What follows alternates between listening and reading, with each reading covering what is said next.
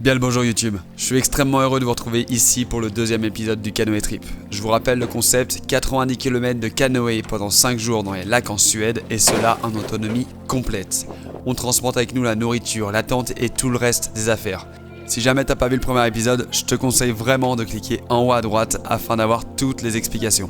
Après une première nuit au bord du lac, on décide de lever le camp avec un temps qui s'est franchement couvert. Il faut ramasser les affaires, les amener dans le canoë sans que celui-ci se fasse la malle. Il y a du vent, le canoë commence à partir, j'ai un coup de flip et... Yes, les fringues trempées avec en plus mon portable relié à une batterie externe dans ma poche. Autant vous dire que c'était pas forcément la meilleure idée, surtout que quelques secondes plus tard... Yes. Allez, on fait sécher la veste, le pantalon et c'est pas grave, on y va, on y retourne. C'est parti pour ce deuxième épisode, lâche ton plus gros like et let's go.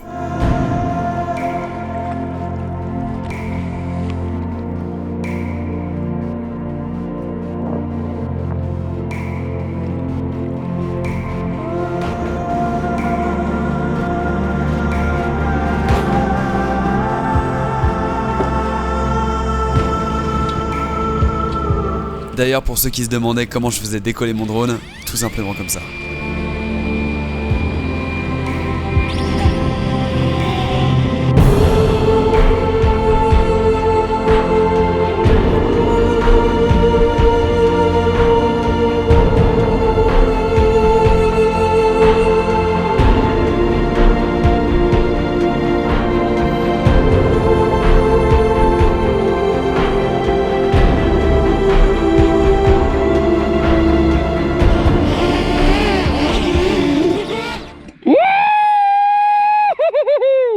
Ah les gars, en fait on bouge au canoë et j'ai failli me le prendre dans la gueule.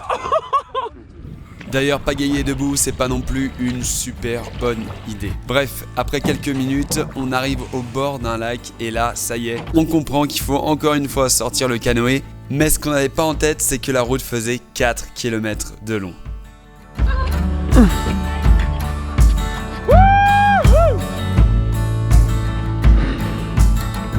Trop bien, c'est trop cool.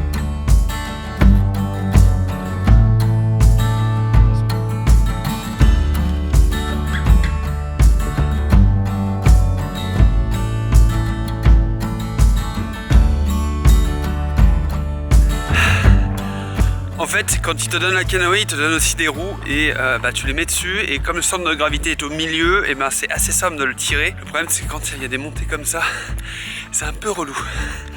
Allez, on va retrouver Gwen et suite de l'aventure.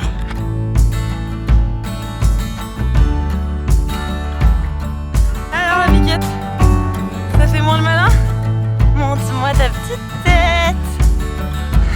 Ta petite tête de souffrance. Sur le chemin, on a croisé Nora et Juliette, deux Belges qui faisaient aussi le canoë trip et on les a retrouvés juste après sur le lac.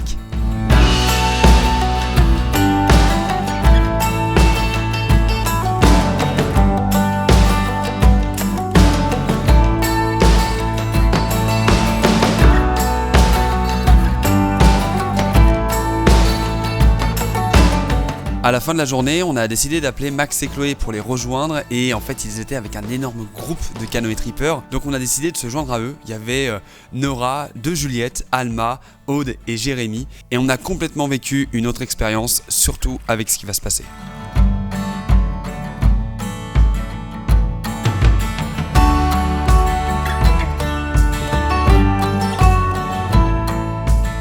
Fin de la deuxième journée, on s'est accosté vers 16-17h, on a rejoint Max et Chloé qu'on avait rencontrés le premier soir sur le campement général et en fait on est au moins 6 canoës répartis un petit peu ici. On a fait le coucher de soleil comme vous avez vu, il était juste incroyable et demain on va se lever à 2h pour partir à 3h du matin parce qu'ils annoncent des orages. Donc au niveau des nuages ça va être chaud et je peux toujours pas faire marcher mon chargeur solaire, donc les batteries ça va être un peu tendu, il me reste normalement une par appareil, ça va j'ai prévu large, mais là il est 21h10. On va dormir, il y en a déjà qui dorment et je parle beaucoup trop fort.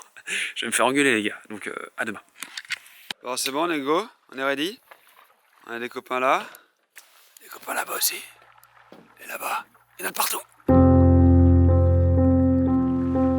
Alors évidemment, c'est pas forcément ce qu'on avait imaginé avant de faire ce trip, se lever à 2 h du matin pour pagayer en pleine nuit, mais c'était dingue. Vraiment, il n'y avait pas de vent, on était entre nous, on a pu même passer une petite chute d'eau ensemble, c'était beaucoup plus rapide. Voilà, c'est une complète autre expérience que de le vivre avec d'autres canoë trippers et je le recommande à tous de pagayer de nuit. Vous ne le ferez pas 2 fois, mais je vous promets que le lever du soleil en vaut clairement la chandelle. Oh putain de merde!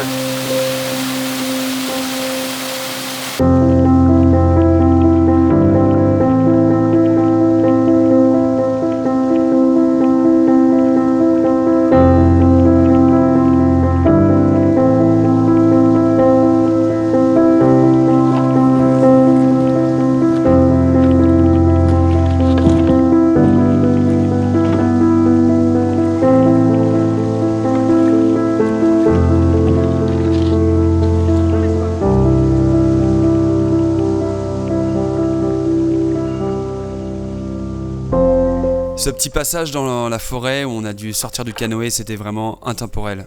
Un instant gravé à jamais dans nos mémoires, surtout pour ce qui arrive après.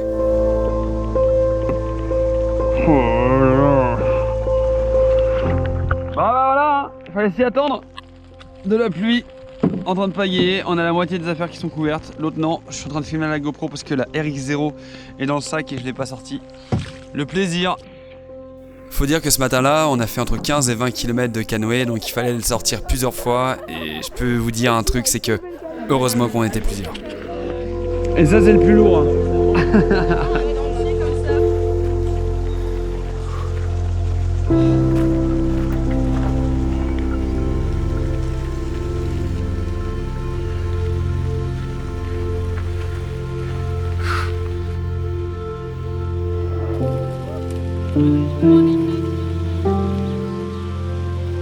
Bon, je vous avoue, au bout d'un moment, on en avait un peu marre, il pleuvait pas, on devait sortir, remettre le canoë, recharger les affaires, etc.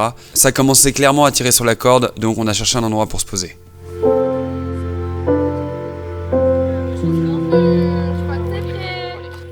11 h du matin, on vient de trouver un petit endroit pour poser les canoës, faire un feu comme vous l'avez vu, et surtout dormir parce que on est levé depuis 9 h, on a pagayé 7 h ce matin. Plus marcher, etc. C'était un peu compliqué. Bref, on va se reposer un petit peu. On n'a pas monté les tentes pour notre part. Les autres ont monté leurs tentes, mais nous on a pris l'abri du feu. Et normalement on repart ce soir à 17-18 h. On fait 1h30 de canoë et on se tape le sunset de malade. Parce que normalement ce soir ça se dégage et demain il fait grand beau.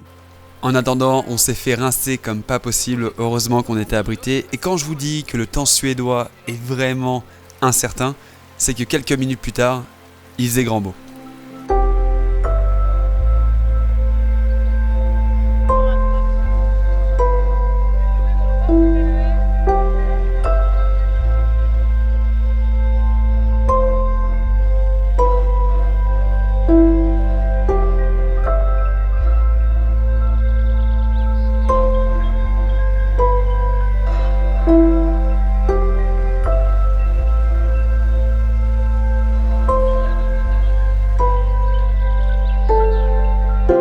Voilà, on a décidé de se séparer, de partir juste avec les 2 Juliettes, Alma et Nora, et passer cette petite soirée avec ce joli coucher de soleil.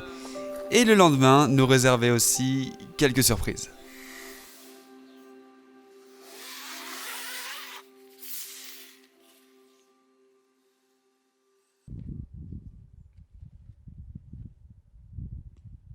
Mercredi matin, on a enfin du soleil. Par contre, ça fait vraiment 5 jours que la nuit est couverte. Et j'en peux plus. Je n'ai pas encore ma photo avec la tente et la voie lactée. Voilà, on espère que ce soir, ça soit le bon soir. Et qui dit soleil dit chargeur solaire. Donc, je suis en train de charger la grosse batterie, etc. qui a pris 1% en 15 minutes. Voilà, parce que c'est une 25 000 mAh et je pense qu'il faut bien une bonne dizaine d'heures au soleil pour que ça charge à fond. Bon, écoutez, on va croiser les doigts parce que là, ça commence à être showtime. C'est la dernière batterie du RX. Le drone a une seule batterie. Il reste plus que 20% dans la batterie, dans l'autre batterie, etc. Et il faut charger les portables parce que les portables, ça contrôle le drone, la caméra 360. Bref, je vais aller voir ce que font les autres et on va pas tarder à aller se baigner, se faire la petite toilette du matin. C'est ça aussi la vie de canoë. 1 heure après, on se tape de la pluie. Le temps suédois est vraiment pas un temps adéquat pour faire des vidéos. Hein. Est-ce qu'on est malchanceux? Est-ce que c'est parce que c'est la canicule? Il y a eu la canicule juste avant, j'en sais rien. En tout cas, ce qui est sûr, c'est qu'on enchaîne les journées de pluie avec quelques éclaircies. Alors que j'aurais bien aimé avoir l'averse. Bon, bah du coup, petit déj, hein. Chocolat, cracotte, au lit. Bon, c'est Gwen qui est contente. C'est vrai, ça fait un petit déj en amoureux. Ouais. Yes. Et rebelote, quelques heures plus tard, on a de nouveau du soleil, du coup on se précipite, on range les affaires, on ressort le chargeur solaire et on se dirige vers une nouvelle étape. Il nous reste encore 2 jours de canoë et tellement de choses à vivre, vous allez voir, c'est juste trop cool. Allez, c'est reparti. Avec le soleil en plus, ça fait plaisir. Ah yes.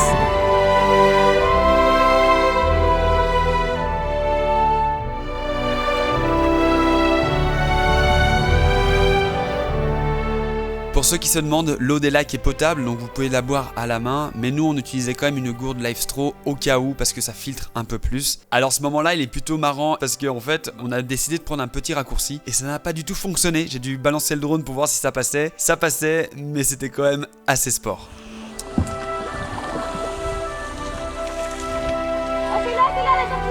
On dirait qu'elle va faire une opération.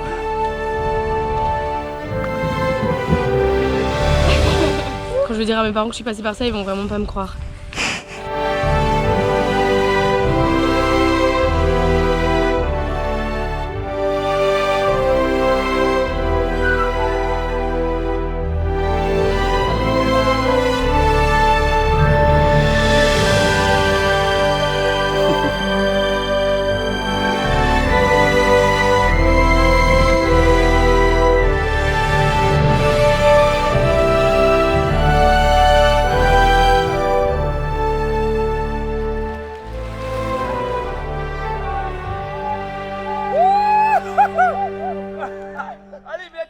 Après quelques heures de galère, on a enfin trouvé un spot où mettre la tente. Alors vraiment microscopique avec l'arbre ici. On est en train de se faire à manger avec Gwen. On a pris une petite douche, mais on est trop bien. On a fait un petit coucher de soleil qui était plutôt pas mal avec encore des reflets roses. On va manger et Inch'Allah comme on dit, ce soir nuit claire. Donc je vais essayer de faire enfin ma photo. Je vous dis le verdict demain matin.